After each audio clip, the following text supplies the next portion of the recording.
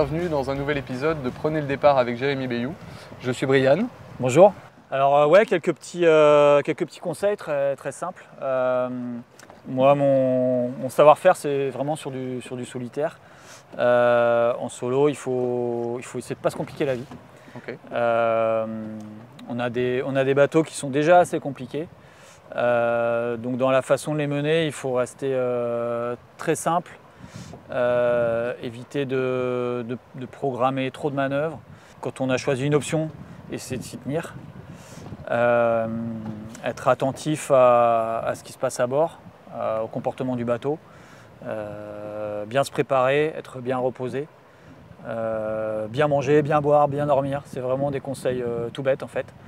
Voilà, moi je pense souvent à la préparation d'un plaisancier à qui on rappelle, je pense pas assez que préparer sa navigation c'est la base. C'est 90% de la réussite de la navigation, elle se fait à terre. Donc voilà, basiquement bien checker son bateau, bien savoir ce qu'on a à bord, évidemment pour la sécu, mais également pour la performance. Avoir fait des petits repères partout, des petits repères de réglage, des petits repères de hissée de voile, savoir quel est l'état de son matériel, depuis combien de temps les voiles sont à bord, est-ce que c'est des voiles typées pour telles conditions, quelles sont leurs limites, bien vérifier sa météo, savoir où on va, savoir comment on veut y aller, savoir si c'est important à tel ou tel moment de la course d'aller vite ou au contraire de mettre un petit peu de tempo.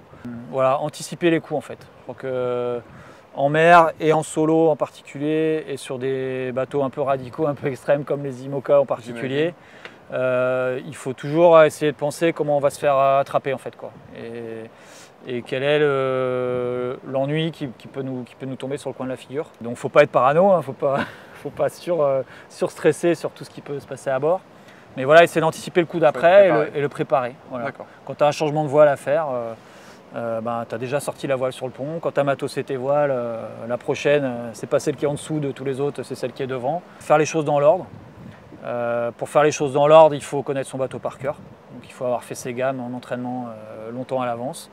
Et puis des fois, même si tu as fait tes gammes, même si tu connais ton bateau par cœur, mais que tu es cramé parce que tu n'as pas pu dormir, il faut vraiment veiller à faire les choses dans l'ordre et lentement.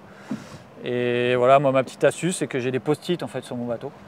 Et je marque à chaque fois, voilà, l'empannage, on commence par… La chronologie. Voilà, on commence par baisser le foil au vent, puis remonter le foil sous le vent, après la quille, pas oublier l'arture. Voilà, il y a toute une liste.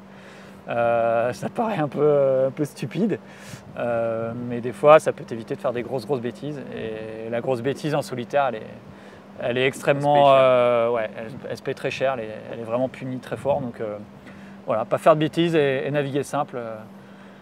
Ça paraît facile, mais ça l'est pas au final. Donc toi, Jérémy, en termes d'électronique, pour un navigateur en solo, qu'est-ce qui va être important? Est-ce que ça va être un affichage clair et rapide, par exemple avec l'Aquatix, d'avoir les informations en permanence sur toi? Qu'est-ce que tu utilises en électronique en solo? Moi, j'ai les afficheurs GNX dans le cockpit. C'est vraiment la base de mes informations pour la perfo et l'attitude du bateau. Donc, sa vitesse, sa gîte et son trim. C'est des infos que je regarde en permanence. Et puis les pourcentages de vitesse et les objectifs de vitesse cible aussi. J'ai mon GPS Map qui est en permanence allumé aussi, sur lequel j'ai soit la carto, soit l'AIS, soit le retour de radar fantôme. Et puis après, avec ma Aquatix, je l'utilise aussi très simplement, très basiquement, juste avec les informations de vitesse du bateau et angle de force de vent. Quand je suis dans ma bannette, effectivement, plutôt que de me lever et d'avoir installé plein d'afficheurs partout dans le bateau, j'ai ma Aquatix et je regarde si le vent n'a pas bougé, si le bateau est toujours rapide. Voilà, avec des outils super performants, j'essaie de faire des choses plutôt simples. Donc en solitaire, tu as besoin d'informations rapides, de les avoir en permanence, de pouvoir les lire facilement. Puis en termes de sécurité, j'imagine que tu as l'AIS évidemment, le radar, et tu as aussi peut-être un InReach pour la sécurité en cas de problème, des choses comme ça. Ouais, exactement. Dans ma poche, voilà, j'ai mon couteau, un bout de ficelle, un rouleau scotch et puis mon InReach et mes différentes balises en cas de problème. Si tu dois sauter dans le radar ou si tu as un problème ou que tu veux que quelqu'un te repère, c'est essentiel. Donc voilà, c'est un petit équipement léger qui peut sauver la vie. Donc si on reporte ça un peu sur une utilisation en plaisancier qui est un peu différente de toi, préparer son bateau, connaître son bateau, vérifier évidemment la météo, savoir anticiper, comme tu disais, quand on a choisi tel ou tel plan de navigation, de ne pas changer tous les 4 matins, Voilà. du repos. Et avec ça, on a à peu près le secret d'une bonne navigation. Et du plaisir. Du plaisir. Voilà. Et puis, bon, vu qu'on est chez Garmin, de l'électronique à qui on peut faire confiance, Fiable et performant. Qui est fiable et performant.